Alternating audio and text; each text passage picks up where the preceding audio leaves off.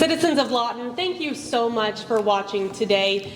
A couple of weeks ago, we posted to Facebook asking you guys to post to our Facebook, ask questions regarding Lawton animal welfare. Today, we are getting those questions answered. A lot of those are going to be answered by our Lawton Animal Welfare Superintendent, Rodrick, so we are going to get to those in just a moment. But we also have a few elected officials here, couple elected officials here, and our city manager, John Ratliff. Guys, thank you so much for being with us. Thanks for having us. Thank you. Yeah, of course. So Councilman Hampton and Mayor Booker, first off, talk to us about any feedback you guys have received about Lawton animal welfare from your constituents. Well, the feedback that I've had is people want a new animal shelter. Now, the truth is some of them don't know why, but they heard that presentation, they think it sounds pretty grim. I have to agree with that. Probably the most concerning thing I heard about that presentation was that the overcrowding is causing disease that's causing us to have to put more of the animals to sleep. That's pretty concerning, that we're causing some of our own problems. The other thing, the other discussion that I've had with individuals has to do with what's the root cause of it all, and it sounds like we have some cultural issues we need to look into. Why are our numbers so much greater per capita than other communities? Edmond, I think, if I remember right, we were 4 or 5 times as many animals taken in as they had. Norman, we were about the same, but Norman is about 40% bigger than us when you take Fort Sill off of our population, and we don't provide services to Fort Sill in that regard. So my concerns get down to what's the root cause of some of our overloading, but I'm glad that the council has passed this agreement with this professional service company to come in. They have a very good reputation for what they've done, lots of experience, will study the problem and give us the best recommendations going forward. Sure, absolutely. A bright future, definitely, for Lawton animal welfare. Councilman Hampton, what's going on in Ward 5 in terms of animal welfare? Thank you, Caitlin. I too, like the mayor, am thrilled that we are moving forward with the design of this new facility. Talking to my constituents, there's a lot of, I wouldn't say complaining, but there's issues that are of concern, and as always, my constituents seem to give me a solution. So there was a program at one time with the cat population that I think they called it barn cat population or something.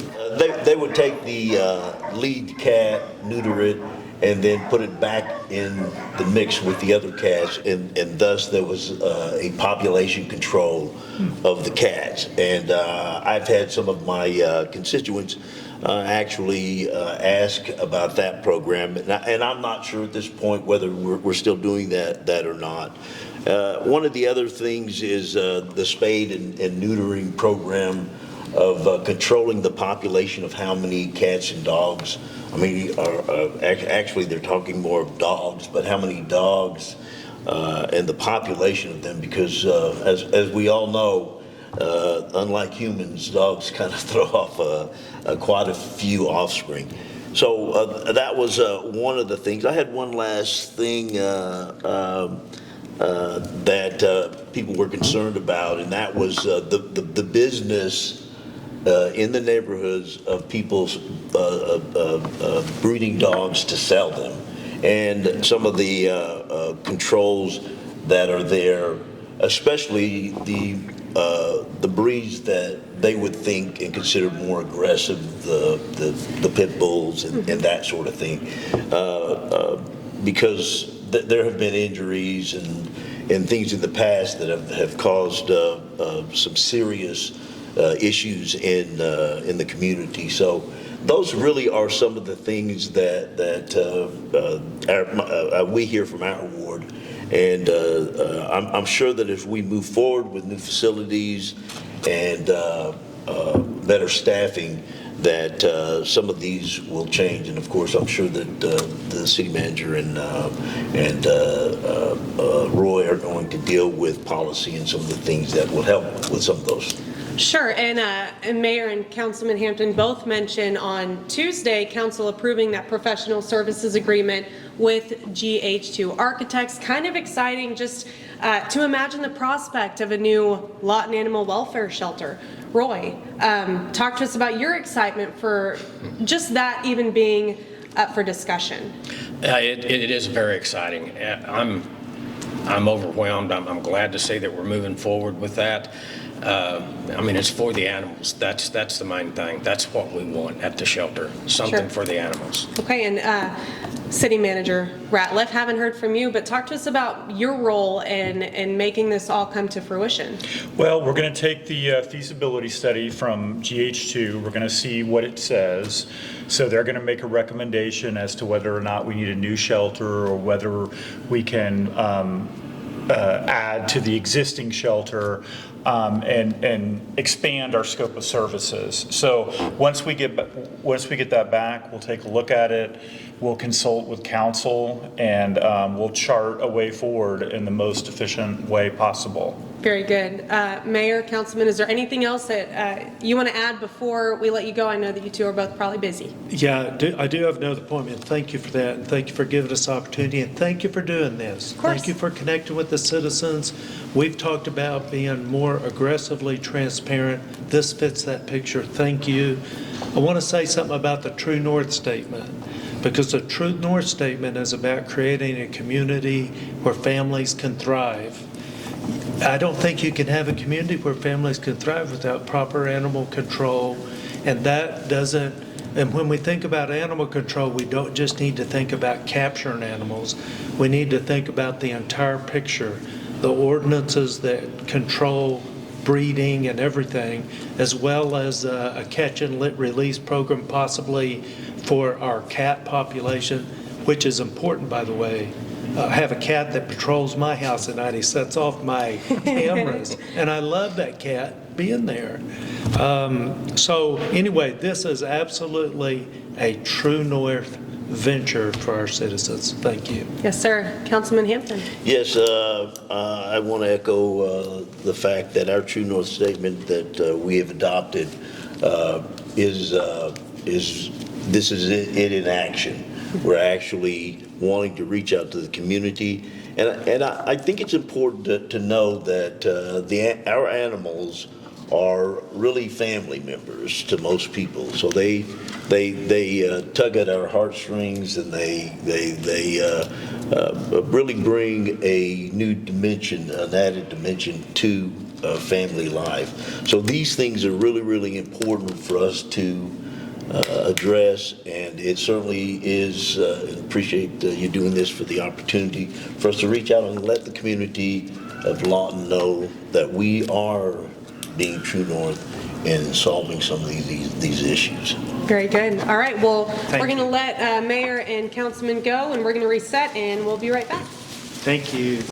Now we're going to turn the focus to some of those questions that you, the community, posed on Facebook. So let's talk about staffing. Roy, one question we received was, will the city hire more animal control officers? And talk to us just about staffing in general. How many people do we have now, and how many do we lack? Yes, we will hire some more. We're down 2 animal welfare officers currently. We have one that's on the road with the field supervisor running calls for service. We have one officer that's in training. Typically when we bring them on board, we put them in the kennel to assess their demeanor with animals. You know, can they handle an aggressive animal in a kennel setting, in a controlled environment, and see how they react to that before we put them out on the road where anything could go wrong. We have 2 animal welfare officer positions open currently. We have 1 animal care technician position that's open currently in the kennel. That is specifically in the kennel. They don't go out and run calls. They don't go out and do anything on the road. They just feed, water, clean, take care of the public if the public comes in looking for their lost animal, or if they want to come in to adopt. That's their duties. I believe you go to the court clerk. I don't go there very often. I believe you go to the court clerk's, or no, there's a tab down lower for job opportunities. So you go to Careers. those careers. Okay, I couldn't remember what it was called. So you click on there, you'll search for the job position and open that job position up. It's all electronic. You fill it out, submit it, and it gets submitted to me electronically. Typically, I'll wait 2 weeks when we open the position to give everybody a chance to apply. And then after that, at least once a week, I'll look at the applications after that. So Okay. as far as requirements, it's pretty much all of it's on the job training at any facility like this. The animal care technicians, any animal husbandry history, anything like that. We look at law enforcement, military backgrounds, because for the officers on the road, they enforce the city code, and they have to be able to. Of course, animal husbandry kind of comes into play there when they're going out on an aggressive animal, but they enforce the codes, and so they have to write tickets. They go to court. They give testimony in court, and they have to know how to complete that investigation for the welfare of the animal. Okay. Now, somebody suggested opening up 7 days a week and hiring shift workers. Is that something that could be possible? Yes, I mean, it would be possible, but we would have to have a lot more people, a lot more positions. During the presentation to council, I had actually I Googled the population of the City of Lawton, and it was incorrect. But to have those. The volume of animals versus the population of Lawton, NACA, the National Animal Care and Control Association, has a formula, and the population dictates how many animals come in, and based on that formula, looking at the correct number of the population for the City of Lawton, we would have to have 5 animal care technicians every day to take care of the animals the way they need to be taken care of, to feed, water, clean, and then the other things that we have to do, dishes, laundry, and some one-on-one time, even if for just 5 or 10 or 15 minutes to get them out, to walk them, to keep their sanity, so to speak. That would be the minimum staffing that we would have to have every day, and We just don't have that right now. we don't have that right now. Sure. Okay. Okay, so thank you for answering your staffing questions. We're going to move now to foster type programs. There were many comments over this, and a lot of people found it to be possibly a really good solution. So have we looked into doing a foster program? That's something that I haven't pursued. I have thought about it. I have thought that would be a good avenue to take. There are some liability issues there. Of course, the animal goes out, and if something happens while the foster has the animal, could it have happened, or would it have happened anyway, or would it not have happened if the foster would have done it a different way?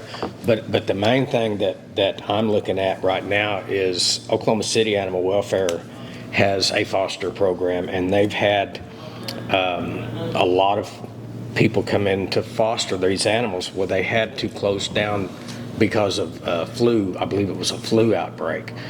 And what had happened is that the animals came in, they went to a foster home, and the animal was sick. After it got to the foster home, it got the foster's animals sick.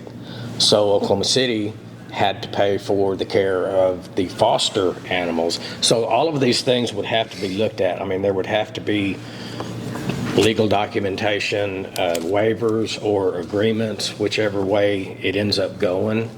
But yes, foster is an opportunity. I don't know exactly how many animals that Oklahoma City has in their foster program, but I know that there's a lot. Mm-hmm. And fosters, rescues, shelters were all full. Yeah. Okay. Somebody suggested reaching out to community groups and nonprofits to learn how to facilitate programs arranging adoptions both within and outside the state. What is the likelihood of doing that? Well, in a sense, we already are doing that. Okay. We work with the rescue, a local rescue that has contacts throughout the nation. And anytime we can send something through the rescue, we'll send them through the rescue. And I mean, we've had animals leave Lawton and go to New York. We've had them leave and go to Washington.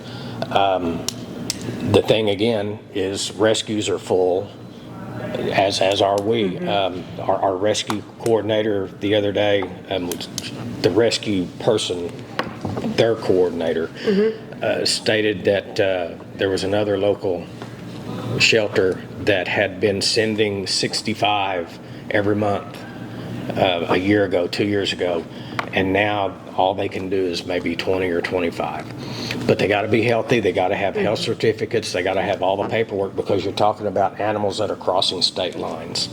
Okay.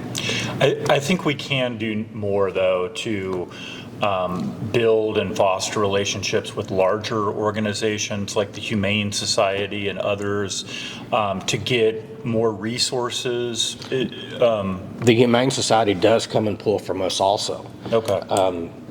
What do those numbers look like that they're pulling from Lawton Animal Welfare monthly? Minimal. 20, maybe. Wow. They're full too. Yeah.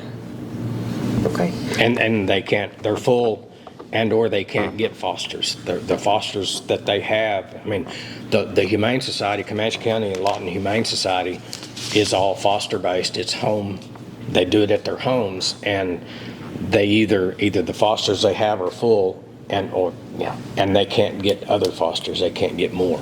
So they can't get them, it's going to be hard for us to get them probably too. Sure. Okay. What is the likelihood of training the animals that we take in to be service animals? That, and another rescue that we had worked with, or we have worked with, has came and pulled some animals from us. They would take them to a prison, and the prisoners there would work with them, training them. So, I mean, that's another avenue that they were doing. When they had room that they could pull from us, they would pull from us. And anytime any rescue actually that they have room they can come pull, I send them something. Okay, so anything like that would have to go through a rescue organization before they could, animals could be trained? That's what's been happening. Now, to train these animals for us, the City of Lawton, to train them this way, to be a service animal, we would have to have staff that would be knowledgeable in how to do that. And Caitlin, I think it's important to note that, and Roy certainly knows the percentages better than I do, but a good number of the animals that come into our shelter do have behavioral issues. And those animals generally aren't eligible to be service animals or emotional support animals. Right. Okay. Yeah, and this next question kind of piggybacks off of that one. Can the dogs be trained for veterans or people needing care? And I think that we kind of got that question answered. But somebody asked, if I were to use some of my land for indoor or outdoor kennels, would we use it? If somebody is volunteering up a portion of their land for that, have we done anything like that before? Is that even possible? We've never done anything like that before that I know of. And again, there would be legal would have to weigh in. There would be some liability issues, I'm sure, whenever, because these animals have now become the property of the City of Lawton, and we're sending them to somewhere else. Are they going to take care of them, or are we going to have staff over there taking care of them? And that's a good point. And I think it is worth pointing out that if gifts are made, the council can't accept those. We just have to put them on the agenda. Council has to consider it, but there is a legal mechanism for which we can accept gifts. And in this case, gifts being land. The land or the kennel or whatever the case may be, a dog house or blankets. Roy you get gifts all the time, don't you? People walk in the door with blankets, with bags of dog food, cat food, canned cat food. I mean, people are bringing donations all the time. They'll go spend $20 or buy a bag of dog food and bring it in. I mean, we get donations like that all the time. And now is a great opportunity to talk about how grateful we are for those donations. Very, very grateful. Very good. Okay. We kind of mentioned facilities earlier with Councilman Hampton and Mayor Booker. Some people are asking specifics though, so let's just talk about those. Someone asked, there is over $500,000 in the budget to expand Lawton Animal Welfare. It was on the budget last year too. When is this going to be built? Talking about the 500,000 number, Roy, you and John might know better than I do. Is that figure correct? Yes, it's actually more than that, a little bit more, 583,000, I believe. Currently, there will be some earmarked for this feasibility study that we're having GH2 do for us to give us a recommendation. Do we add on, remodel, or build new? So with the volume of animals that we have taken in this year, I looked at the numbers from 2015 to now, and from 2015 to 2019, our numbers steadily increased. Well, COVID came about, people stayed home, they did a lot more adoptions, they had a companion with them. And so after that, after the numbers with COVID, everybody's home, their animals weren't running loose as much. So our numbers dropped, our intakes dropped. But our intakes are back on the upswing. This year, it's looking like that we're going to be back up to pre-COVID numbers as far as intakes are concerned.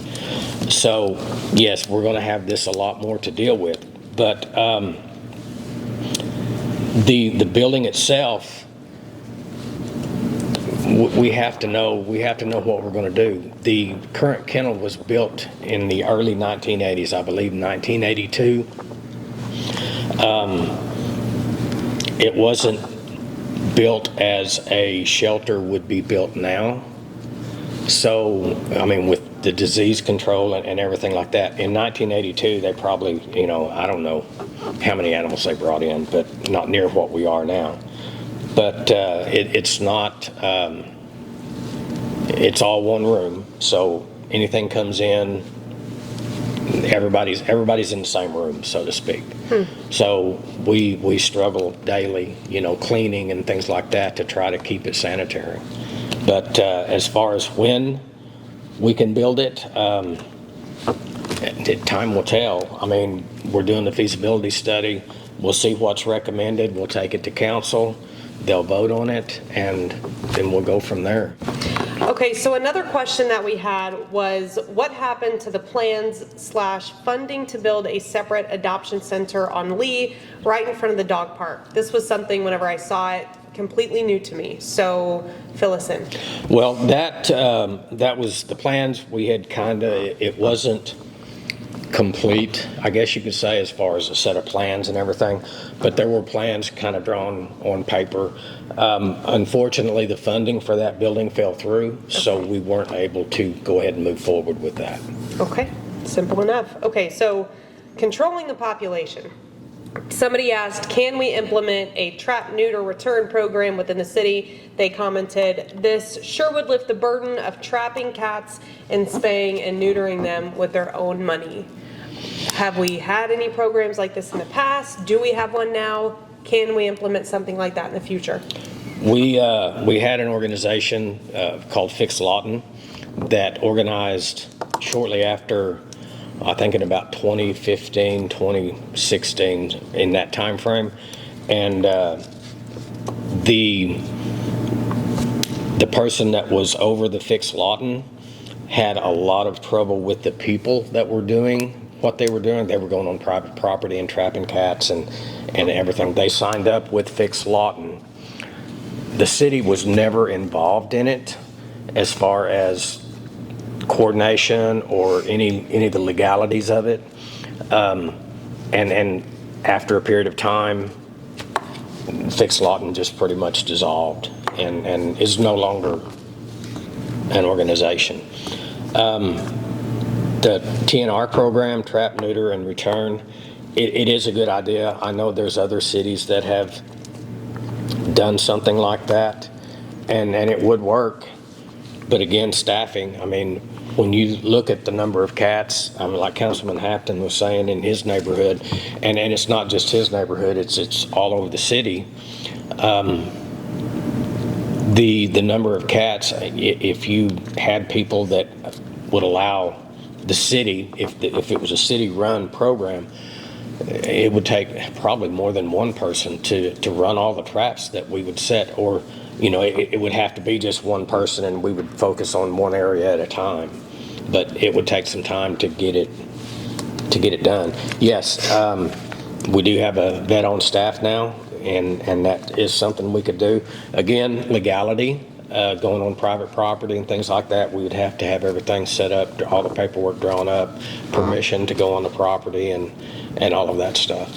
Okay. Moving along to public education, somebody asked, what can we do to get a public education program in place for pet owners in Lawton? Somebody said we need to inform people of leash laws, shots required, etc.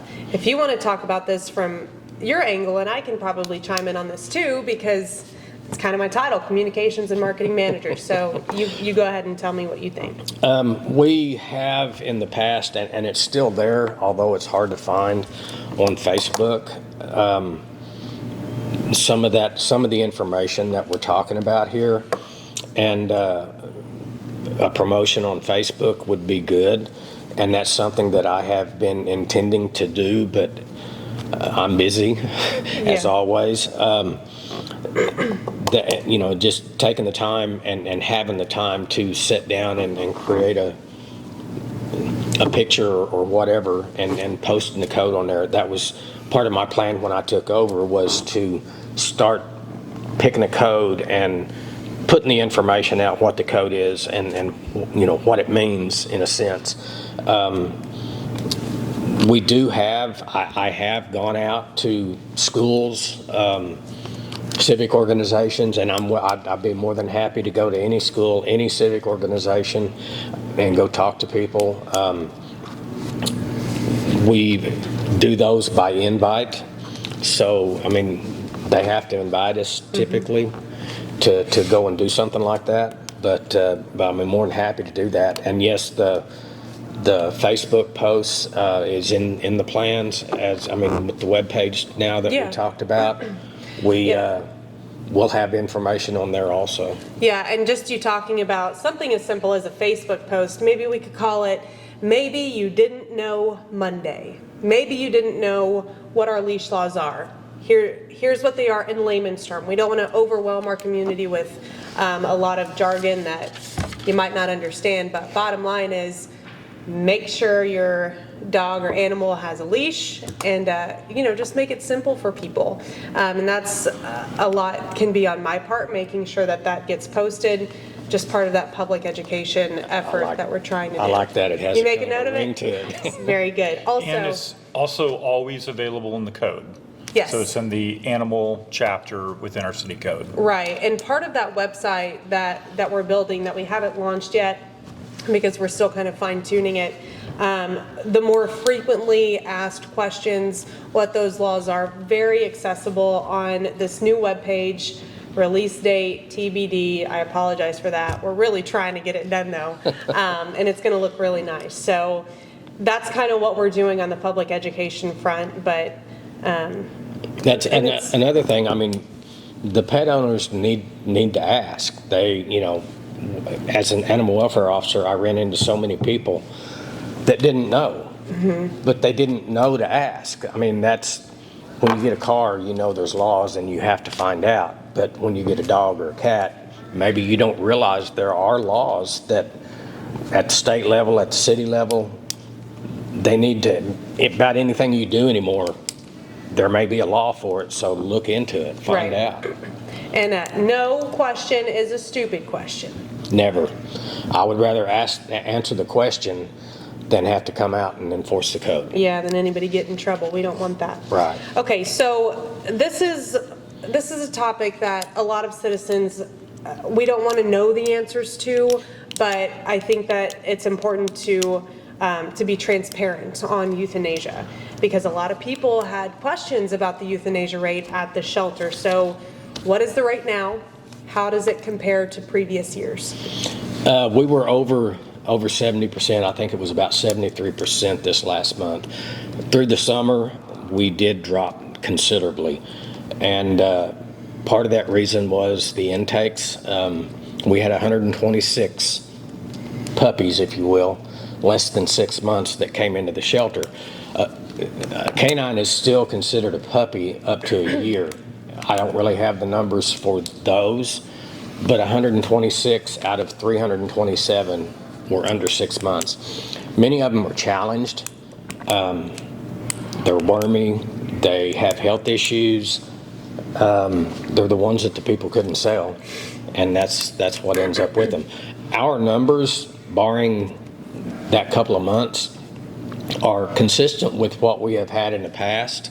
Now, there have been some months throughout the last 8 years that we were up in the 80s and up in the 90s, but I averaged them out last year, the year before. We're just under what we've had for the last 5 years as far as our average number, our percentage rate. Even with the bad months that we've had, we're still just under our average, I guess you could say, overall average. Okay. Another question somebody had, is the shelter euthanizing most of the large dogs or small dogs? We don't pick large, we don't pick small.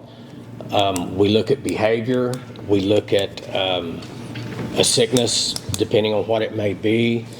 Parvo, if it's medically related, if we get an old dog in with cancer, we'll try rescue, and if rescue can pull it, then rescue will come and pull it. There are rescues for senior dogs, and if we can't move it that way, then unfortunately, then it may be earmarked for euthanasia. We don't look at the breed. We don't look at anything other than how if would I trust that dog with my grandkids or with my kids? That's what we look at, and then of course the sickness, the medical. Those kind of things, is it a candidate for adoption? Will it be adopted? Will somebody take it? And again, like the senior dogs, we'll try rescue depending on what it may be. But then unfortunately, occasionally we have to look at room. May, when we took in 327 animals, that hit us hard. And it takes a while to recover, especially when you have a holiday thrown in there. It takes a long time to recover from that number of animals that comes into the shelter. So Roy, maybe talk to us about the euthanasia process. Somebody asked, are these animals being sedated before being euthanized? Yes, they are.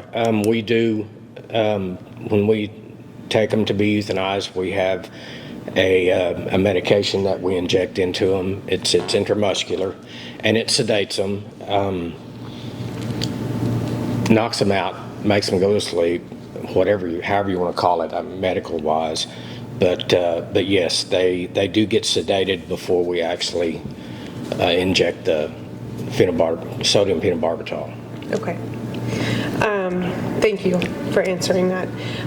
Now these are kind of just some miscellaneous questions. They didn't really fit in any of the categories that we had, but somebody asked, what happens when animals are left abandoned in rental properties or just abandoned at any point? That kind of goes back to the Fourth Amendment, illegal search and seizure. Whenever we have an animal that gets abandoned, we have to go through processes to be able to go on the property and get the animals.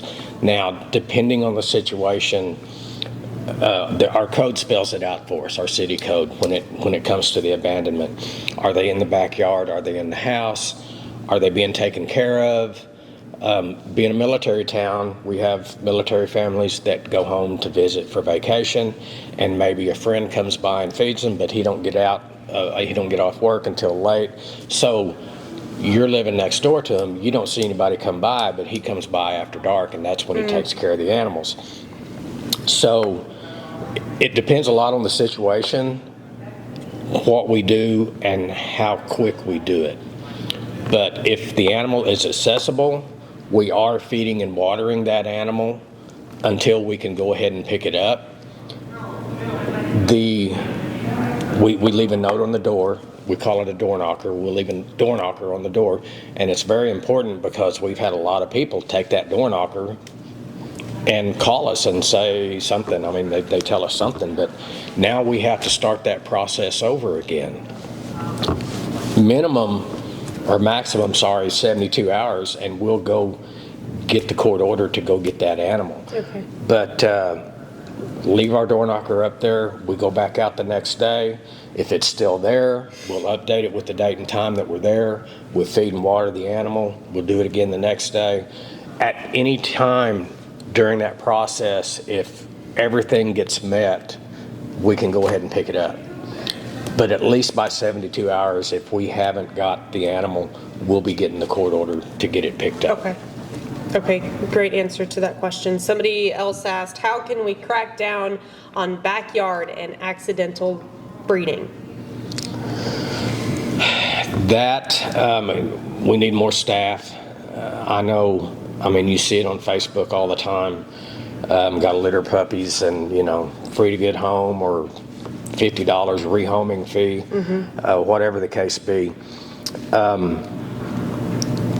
I need more people to go out and be able to address those. I mean, we can look it up ourselves. We can go find it. We don't get a lot of calls for service about that. I don't know why, but we don't. I mean, that's typically our calls for service are stray animals, aggressive animals, animals in traps, deceased on the side of the road, the normal day-to-day, everything that we do. Okay. Do we have any penalties for those who have accidental or unlicensed litters? It's $500 fine and or 30 days in jail. Okay. That's the maximum that the judge can impose. But as far as what we do, we would just issue the summons. We would issue the citation, a ticket, and then you would have to appear before the judge for your arraignment, may go to trial, and then the judge would rule on it. Okay. Okay. And just a reminder, all of these laws are in city code. So we kind of mentioned it earlier, but if you're considering adopting an animal or you have one now, might be a good idea to go back on city code and kind of just refresh your memory. A link to that is provided on this Facebook post and also on our website. So make sure you go and check that out. Roy, we have a couple of more questions, and we're going to get through this. One question: if you adopted an animal and had to return it due to it simply not working out, are you still eligible to adopt maybe later on down the line? Yes, you are. Okay. Yeah, you get it home and it doesn't get along with your other dog or your cat, or it's chews the furniture up. Those things happen. We have minimal knowledge about the animals that we have. We bring them in after 3 days, they're ours, and we put them through the surgery process and they go up for adoption. So we have minimal knowledge as far as a lot of what they do, but Okay. yeah, not a problem. Not a question that somebody answered on Facebook, but are people able to just bring their pets, maybe their kids by, and can we take those potentially adopted animals outside and kind of see how that interaction unfolds? Highly recommended. Okay. That way you know if it's going to get along with your dog. Right. And even still, once you get home, they may have a problem. That's just kind of the way it is, kind of the way it happens. But yeah, we highly recommend meet and greets. Come down with the kids, see if the dog likes kids, and dogs, cats, it doesn't matter. Some like kids and some don't. I mean, that's, older people may like kids and some older people may not. But it's just the way it's. It's funny to me how so much of the animal and the way they act and the way they do things and everything about them, it mirrors humans, people. And that's, if you think it might be, then yeah, check it out. Okay. Bring them down. Is there a better cost-effective, pet owner-friendly method of keeping pets with their families? Somebody said pets have a natural instinct to check out new smells and take off the very chance they get. It depends on the pet, depends on how is it digging out, is it jumping the fence? And then too, I mean, if you would take the animal for a walk, maybe that would curb its desire to get out on its own, to go check out those smells. There's cost-effective ways to keep them from digging, to keep them from going over the fence. And I mean, it kind of depends on your budget, what you want to do and how you want to do it. Okay. That was all of the questions that our citizens posted to Facebook. And Roy, a lot of your answers it sounded like it was dependent upon staff. So, John, if you wouldn't mind weighing in a little bit about what the future of staffing at Lawton Animal Welfare could look like. Well, we're definitely going to program more budgetary resources for next budget cycle. So hopefully we can get Roy the positions he needs and he can go about filling those positions. In addition to getting Roy more workers, our plan is, what we've already talked about, is improving the animal shelter, whether that means constructing a whole new one or renovating the one we have. We're going to try to increase capacity and make our shelter a safer place for both the employees and the animals. And then finally, we hope through a better social media presence and more active participation in our adoption program, that we're going to be able to get the pictures of pets, dogs and cats out there, and that's going to spur interest, and people are going to want to come and adopt animals more. So it's kind of a three-pronged approach. Sure. Roy, is there anything you want to add? Oh, I'd probably thought of a million things before we sat down here at the table, but spay and neuter your pets, microchip them. That's I mean, the American Veterinary Medical Association did a study, and the microchipping through I think it was 7 different facilities, the microchipped animals got back to the homes 50% more than the others. Microchipping, it doesn't track, it doesn't keep your information. The company has your information. The only people that can get that are an animal shelter, a law enforcement authority, a vet facility, once we scan that chip. And we don't give out that information. We contact you to come get your animal or to make contact. But microchipping is proven to get the animals back to their owners a lot quicker than if they didn't have them. Spay and neuter to help the overpopulation. Like Bob Barker said, spay and neuter your pets. But identification, some form or fashion. Microchipping is permanent. You don't know how many times the dog had a collar on it when it got away, but when we got it, it didn't. Or how many people have told me they took the collar off and then the dog got away because they were going to try to call the owners. So, Okay. Yeah. Yep, great advice. John, Roy, thank you guys so much for taking the time just to answer some of these questions. I know how important it is to our citizens, especially now. And everybody who's still with us, thank you for sticking with us to get these questions, your questions answered. Just know that we are making a concerted effort to improve our animal shelter and just be a place within the city that people want to go and have their forever friend. So if you have any questions, shoot us a message. We'll get them answered. Not in this capacity, of course, because we've already done this, but I'll do my best to make sure that I answer those questions on Facebook. Thanks, guys.